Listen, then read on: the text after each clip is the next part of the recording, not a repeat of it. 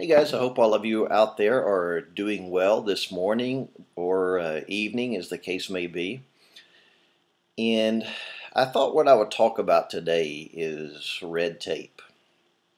Because what brings this to mind is today my wife and I are going to go get her fingerprints done for her U.S. citizenship. We're in the process of that right now.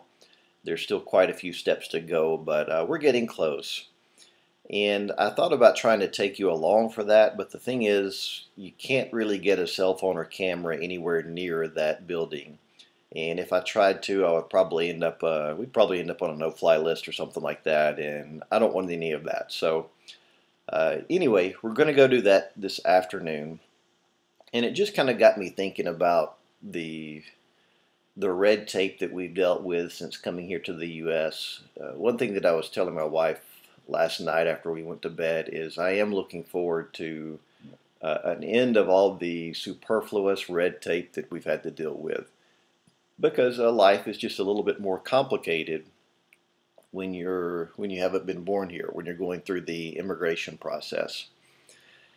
And I've talked in another video about the fact that that first step, the spousal or the fiance visa, tends to be the most complicated and difficult of everything.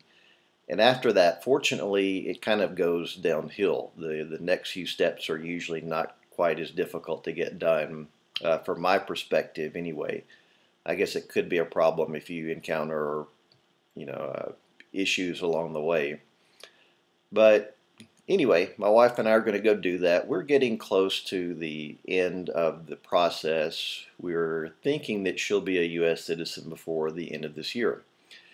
And like I said, it just got me thinking about a lot of the stuff we've done. We've had a lot of red tape over the past year because in this past year, the first thing we did is we received her 10-year green card. We went from the 2-year spousal green card or visa to the 10-year permanent resident. And then there are other things that you don't even think about.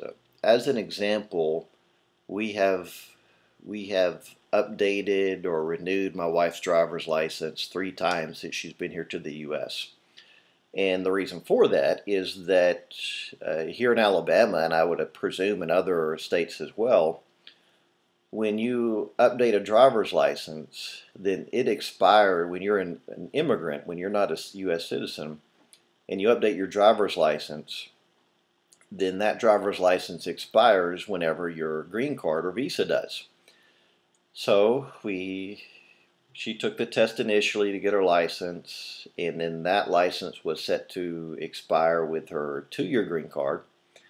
And then we had to take in that, I've told you that when you apply for the 10-year green card, the permanent resident, what they send you at first is just a letter that extends it for 1 year. So while you're in that limbo, what you have to do is go back to the driver's license and show them that letter, and then they give you a 1-year license. And then finally, a few months ago, was it a few months ago? A few weeks ago, I guess I should say, we went in and she presented her 10-year green card and all her stuff, and she now has her first 4-year driver's license, because as I mentioned, everything up to this point has been just driver's license that expire with her visa. So that just adds to the red tape and the complications. And today, like I said, another step. We're going to go get that done, and we're getting close. And there's not really, I guess if there's a point to this, what I'm telling you is if you marry a Filipina and bring her here to the U.S., you are going to encounter a lot of red tape and things that you would not think about being married to an American citizen are going to come up in terms of, like I said, citizenship issues, and then getting a driver's license and different things like that. But so far, I have no real complaints. I mean, like I said, we're through the worst part of it.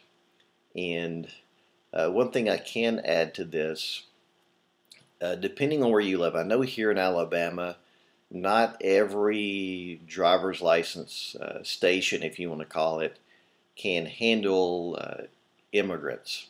So what we would have to do is go to specific locations that had state troopers.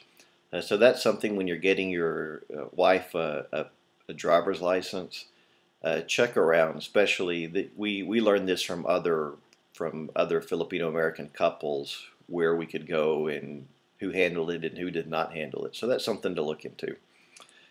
So anyway, just be prepared for some red tape, and you have to be patient with it. And after living in the Philippines for so long, I've learned to be patient. I've learned that standing in line and all that stuff, it's, you know, you complaining about it doesn't help. So you just deal with it. And that's all I wanted to share with you today. And yeah, I guess that's it. Be patient with the red tape, and realize, as I've mentioned before, eventually after a few years there's an end to it. There's never really an end to red tape as long as we live, but I mean there's an end to all the extra stuff that you're having to do being married to someone who was not born in the United States. Have a great day.